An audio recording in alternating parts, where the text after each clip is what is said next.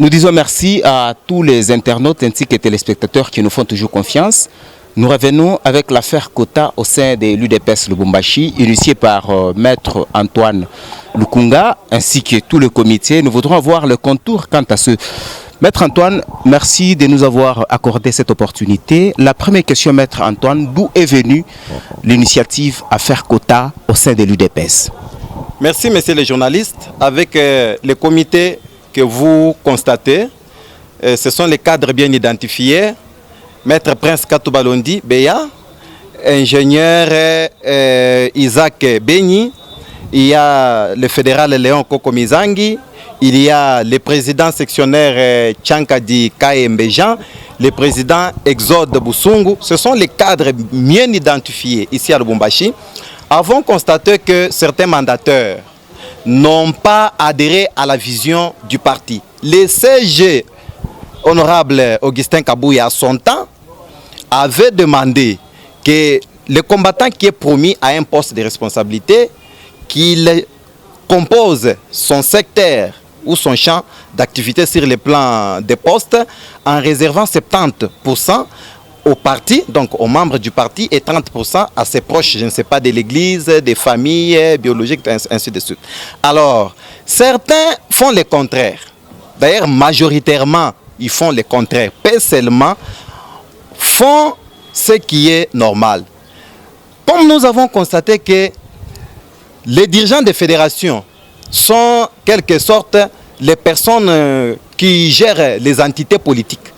Il sera une honte, peut-être mal apprécié qu'ils prennent de telles initiatives. C'est ça l'IDPS, il faut que la base qui est lésée se fasse entendre. Maître Antoine, vous êtes le fédéral en charge de la communication au sein de la fédération de l'UDPS Lubumbashi 1. Est-ce que cette initiative émane de la fédération de l'UDPS Lubumbashi 1? Je précise que les gens que vous voyez ici sont membres de 3 fédérations de Lubumbashi. Ce n'est pas le membre de la fédération Lubumbashi 1. Le président fédéral de Lubumbashi 1 m'a même demandé que cette affaire soit traitée en interne. Alors je l'ai dit, je vous comprends, Excellence, alors que les membres apprécient. Nous avons discuté la question avec les membres et nous allons lever l'option bientôt là. Moi seul, je ne peux pas décider, c'est une initiative, mais je suis individu. C'est déjà une idée dont nombre de gens ont adhéré.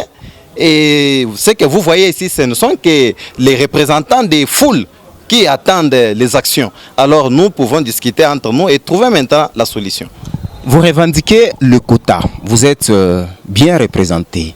Il y a des mandataires qui ont déjà totalisé plus de 6 ans ou 5 ans depuis qu'ils occupent des postes. Certains plus d'une année, d'autres moins d'une semaine.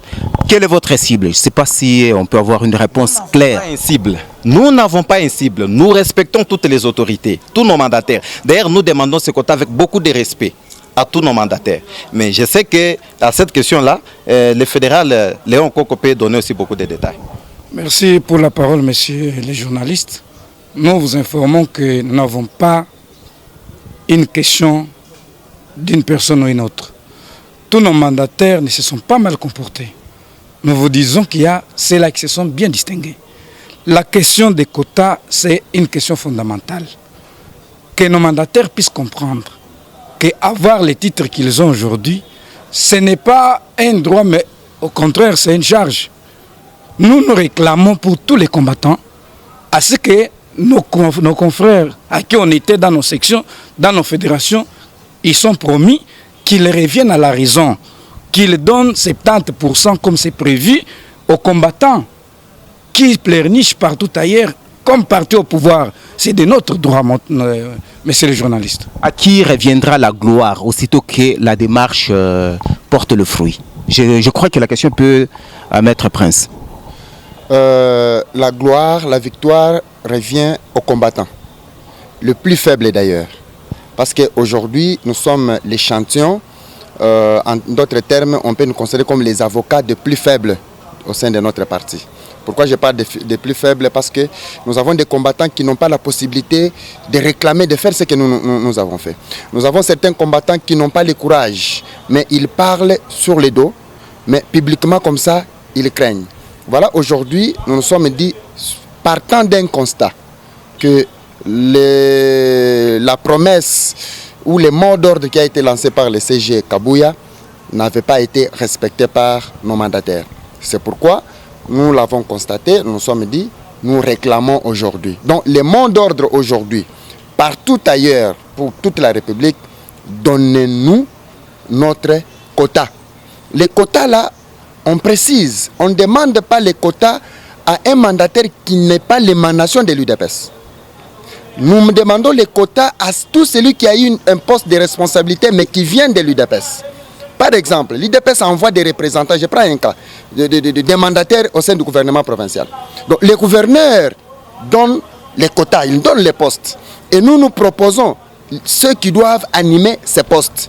Et eux, à leur tour, ils doivent revenir au parti avec les quotas pour que l'UDPS maintenant puisse envoyer ses représentants qui vont aider le promis à mieux faire le travail. Parce qu'aujourd'hui, lorsqu'on prend les gens qui ne sont pas de l'UDPS, en cas d'échec, en cas de faillite, on ne voit pas cela. On voit l'UDPS. Alors que sur le plan pratique fonctionnel, l'UDPS n'est pour rien. N'a pas participé à la gestion, mais les gens vont injurier l'UDPS. Voilà pourquoi nous nous sommes dit, nous devons lever cet équivoque. Les gens doivent comprendre que si aujourd'hui il est tel ou tel autre, il doit regarder derrière, là où il vient, comme les Lingala, les Bangala le dit. Donc regardez derrière là où vous venez et là-bas vous avez laissé les gens, ces gens-là doivent se retrouver. Parce qu'à l'UDPS, vous le savez, monsieur les journalistes, nous avons plusieurs couches, intellectuelles, non intellectuelles. Et tout le monde ne peut pas occuper le même poste. Maître Prince, il y a déjà des cabinets qui se sont déjà composés depuis longtemps et qui fonctionnent. Aujourd'hui, vous vous levez. Voulez-vous la restructuration de tous ces cabinets pour qu'on puisse injecter des nouveaux visages? Mais la restructuration, elle est possible parce que c'est une décision qui a été signée par monsieur le gouverneur. Lorsqu'il va constater aujourd'hui que les noms qui lui ont été proposés avec une casquette de l'UDPS, que ces noms-là ne sont pas UDPS. Ne sont pas UDPS. Et le travail que lui a fourni, que le travail que lui a fait, en accordant un certain nombre de ministères à l'UDPS, mais par rapport à la gestion des cabinets, on lui présente une liste de gens avec casquette de l'UDPS. Or, en réalité, ils ne sont pas de l'UDPS. C'est une autorité. Il doit comprendre que quelque part, il n'y a pas une sincérité entre ses collaborateurs. Non seulement au gouvernorat, nous gérons, nous, UDPS, nous avons des communes. Est-ce que dans des bureaux de bourgmestres, ceux qui sont là sont l'UDPS? Point d'interrogation. Non seulement les communes, nous avons des territoires. Non seulement les territoires, nous avons des sociétés que nous gérons. Est-ce que ceux qui sont là-bas sont 100% UDPS? Point d'interrogation. Donc, nous n'avons pas une cible fixe. Donc, nous visons tous les mandataires dans tous les secteurs différents. Donc, tout celui qui a eu mandat de l'UDPS, qui a la possibilité de prendre 2 ou 3, 4 personnes, il doit tenir compte de ces quotas. Les quotas, c'est combien? 70% pour les partis, 30% pour lui. Maître Exode, cette démarche ne constituera pas une surprise à l'égard de fédéraux qui ne vous ont pas mandaté? Non, d'ailleurs, eux-mêmes, les fédéraux, ils sont dans une difficulté sérieuse parce que nos présidents fédéraux ne sont pas considérés par ces mandataires-là. Si nous disons ceci, c'est pour que tout le monde puisse comprendre l'idée fondée de cette démarche. Je ne sais pas, tout d'abord, moi je suis congolais, je suis combattant, et ce que je suis en train de faire, ça me revient de mon droit. J'ai le droit de réclamer ce qui me revient. Parce qu'en politique, en politique, vous savez, il y a le rendez-vous du donner et de recevoir. Nous sommes les encadreurs des grandes bases. Et nous avons des grandes charges dans nos bases respectives. Nous sommes leurs avocats, leurs représentants respectifs. Nous devons parler tout haut, ce qui se dit bas. Je ne sais pas si vous me comprenez. C'est-à-dire, nous n'avons aucune mauvaise dent contre un mandataire quelconque. Nous, tout ce que nous voulons que la répartition et le respect de la décision qui a été prise par le secrétaire général Augustin Kabouya soit respectée. Pourquoi est-ce que l'indiscipline doit trouver son refuge que seulement dans l'UDPS? Dans tous les partis politiques, on ne voyait pas ça. Et seulement dans l'UDPS, c'est pourquoi nous avons dit que c'est assez. Trop, c'est trop. Nous demandons notre quota en tant que base, en tant que combattant de l'UDPS, le quota qui nous est reconnu par l'UDPS au travers de nos mandataires. Merci beaucoup. Voilà, ingénieur, le pays en guerre, vous vous soulevez pour revendiquer le quota. Ne trouvez-vous pas que le moment n'est pas opportun? Bon, quoi que le pays serait en guerre aujourd'hui, mais nous sommes censés manger, les gens sont censés vivre. Ok? C'est-à-dire, cela n'empêchera jamais, n'affecte à rien notre démarche. Parce que si, admettons aujourd'hui, vous venez de soulever un cas très important. Aujourd'hui, le pays est en guerre. Les combattants ont lutté pendant 37 ans. Dieu merci, Dieu nous a donné 10 ans.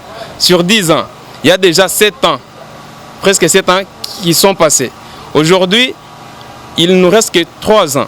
Mais dans les 3 ans-là, les combattants ne se sont pas retrouvés. Et c'est pour cela que nous avons compris que non, vu que le mandataire, tous ceux qui sont promis, n'ont pas la volonté d'aider les combattants. Alors, étant donné que chez nous à l'UDPS, c'est la pyramide renversée, c'est la base qui décide, c'est ainsi que cette base-là qui a constaté que les autorités du parti, à l'occurrence des fédéraux, n'ont pas voulu réclamer correctement la part des combattants auprès des mandataires. Alors, la base a décidé de se prendre en charge. Et alors, nous, en tant que comité d'organisation, nous sommes les cadres, nous sommes des intellectuels, nous avons étudié les initiés. Et c'est par là que nous avons pris l'initiative d'éveiller la conscience des combattants. Nous sommes les syndicalistes des combattants faibles, ceux qui n'ont pas le courage. Et nous sommes courageux, nous nous sommes mis en fait de réclamer. Ce que nous réclamons, ce n'est pas en notre faveur seulement que nous qui sommes ici, mais nous réclamons les quotas de tous les combattants en général. C'est-à-dire tant qu'au niveau provincial et au niveau national. Donc partout là où il y a un mandataire de l'UDPS, il doit déjà commencer à réfléchir de maintenant comment remettre, restituer les 70% des combattants qu'ils ont escroqués. Vous comprenez? Là, je le dis sans crainte ni peur de quelqu'un, parce que c'est fondé.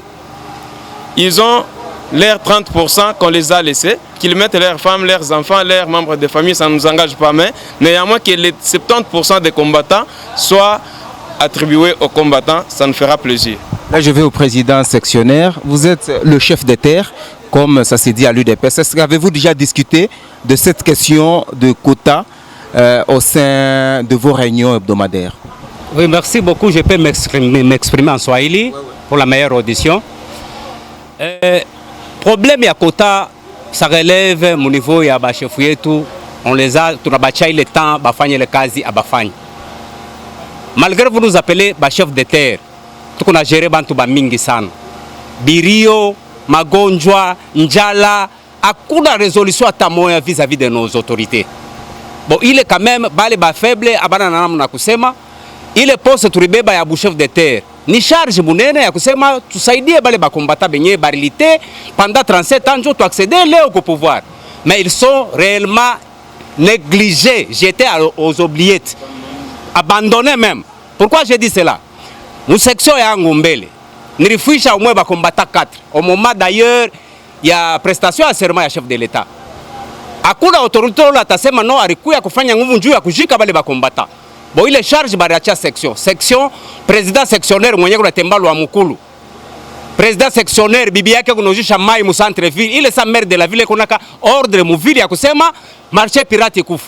Bibi wa président sectionnaire kunojisha mai mu ville. Banabamba, banapika ku bajina fake. Bon, leo est président sectionnaire. À quoi bon d'être un chef de terre? C'est pourquoi ça veut dire qu'on a esprit à révolte, nous devons réclamer nos quotas là. Merci beaucoup. Maître Antoine, nous tendons déjà vers la fin de notre entretien autour de l'affaire quota. Est-ce que vous maintenez la marche? Messieurs les journalistes, d'abord je vous dis que la question est en train d'être débattue par les comités et vous aurez des réponses. Jusque-là, nous vous disons que la procédure que nous avons amorcée, elle est une procédure qui est salvatrice. Vous allez trouver que certains mandataires sont peut-être à Kinshasa. Mais ici en province, ils ont des représentants, ils ont des succursales. Mais les gens quittent Kinshasa pour venir travailler ici. Normalement, on ne refuse pas. Quand ces gens-là viennent à Lubumbashi, il y a les présidents fédéraux. Il faut que ces gens-là viennent avec les recommandations, ils les déposent aux fédérations. Et c'est le président fédéral qui va maintenant les recommander auprès des représentants de ces entités-là ici en province. Ou bien un mandataire qui est proche peut-être de tel, il est combattant, il ne peut pas les prendre directement lui seul, il les met sur la lettre pour les nommer. Il faut que les noms viennent du président fédéral. Donc il n'y a pas d'ordre. Les mandataires font ce qu'ils font. Les présidents fédéraux ne savent même pas gérer la situation. Et par conséquent, même les 10% qui est prévu dans nos statuts règlements intérieurs pour faire vivre les partis est perdu comme ça. Ça se volatilise comme ça. Je sais que les présidents fédéraux sont d'accord avec nous. Les présidents cellulaires sont d'accord avec nous. Tous les combattants, même les mandataires là, sont d'accord avec nous s'ils aiment l'idéologie d'Étienne Tshisekedi Wamulumba Derez Mémoire, l'homme qui nous a inspiré l'idée de faire de notre État, République démocratique du Congo, une puissance au centre de l'Afrique. Donc, la démarche est salvatrice. Nous demandons à ceux-là qui diabolisent. Vous m'avez dit qu'il y a quelqu'un qui m'a attaqué dans les réseaux sociaux. Il s'agit de qui?